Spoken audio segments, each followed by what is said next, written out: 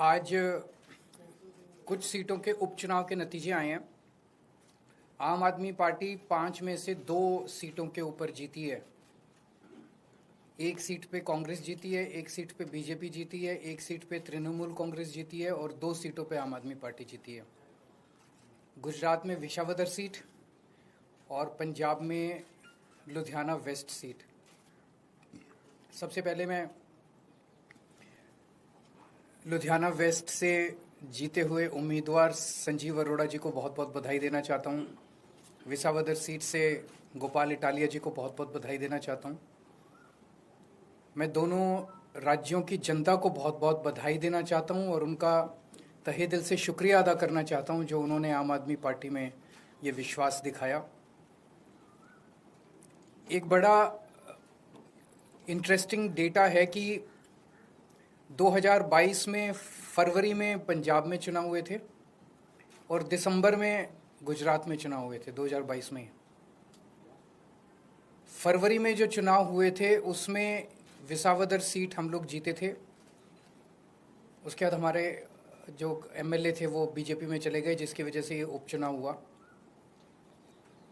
उस वक्त विसावदर की सीट पे गुजरात की और पंजाब की लोकसभा वेस्ट की सीट पे जितने मार्जिन से हम लोग ये दोनों सीटें जीते थे 2022 में, आज उससे डबल मार्जिन से, लगभग डबल मार्जिन से ये दोनों सीटें हम लोग जीते हैं। ये एक बहुत बड़ा संकेत इस बात का है कि पंजाब में हमारी सरकार है। इसका मतलब पंजाब के अंदर लोग हमारी सरकार के काम से बहुत खुश हैं। पंजाब में उस टाइम 117 में से 92 सीट आई थी। कहा गया था कि एक आंधी थी आम आदमी पार्टी की। उस आंधी में जितने वोट से हम जीते थे, आज उससे डबल मार्जिन से जीते हैं।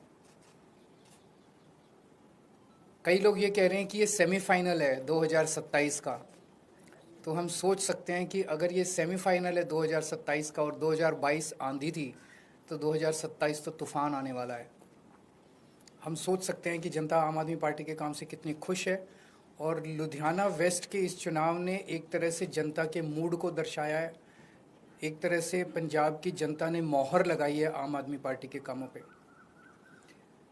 विसावदर के लोगों ने भी डबल मार्जिन से हमें जिताया है। जितने मार्जिन से उन्होंने हमें 2022 में जिताया था, उससे डबल मार्जिन से जिताया है।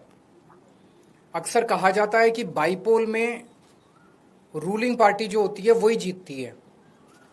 गुजरात में रूलिंग पार्टी बीजेपी है और बीजेपी की तो इतनी पकड़ है शासन के ऊपर, प्रशासन के ऊपर, पुलिस के ऊपर, सारी एजेंसीज उनके पास है। और जिस तरह से साम दाम दंड भेद सारे तिगड़म लगा के बीजेपी चुनाव लड़ती है,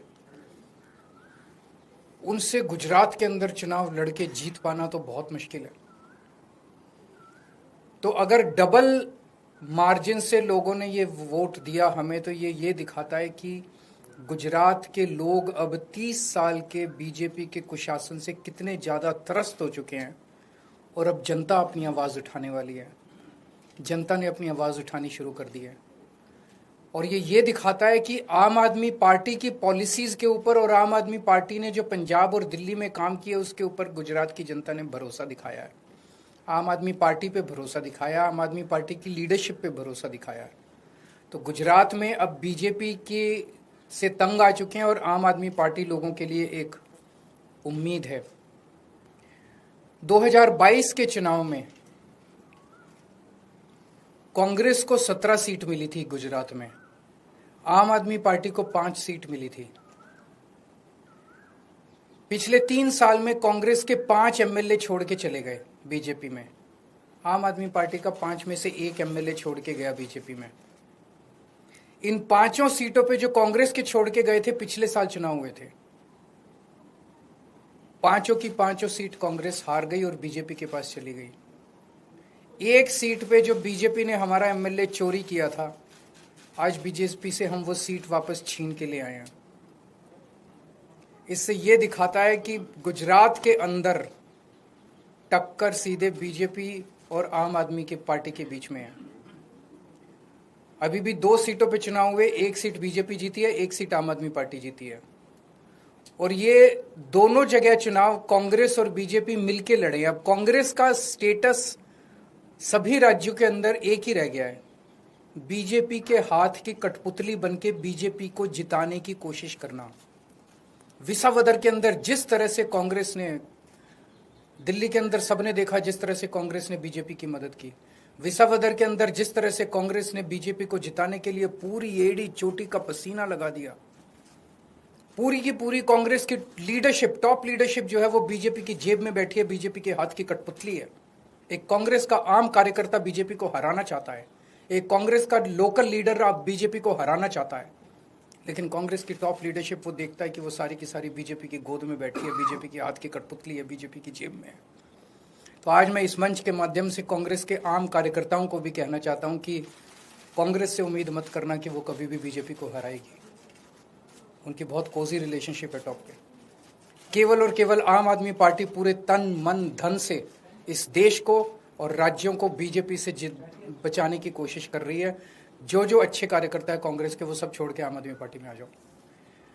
अगर आपका कोई एक दो क्वेश्चंस हैं तो ये सीट खाली क्योंकि आपके लुधियाना वेस्ट से जो चुनाव लड़े वो राज्यसभा से गए थे, ये सवाल खड़े हो रहे थे, लंबे समय से चर्चा थी कि राज्यसभा से कौन जाएगा, आपके नाम की चर्चा चली। चुनाव में विपक्ष ने ये सवाल किया, राज्यसभा से कौन जाएगा ये पॉलिटिकल अफेयर्स कमेटी तय करेगी हमारी, लेकिन मैं नहीं जा रहा, केजरीवाल नहीं जा रहा। आपने तो मेरे को कई बार भेज दिया अभी तक।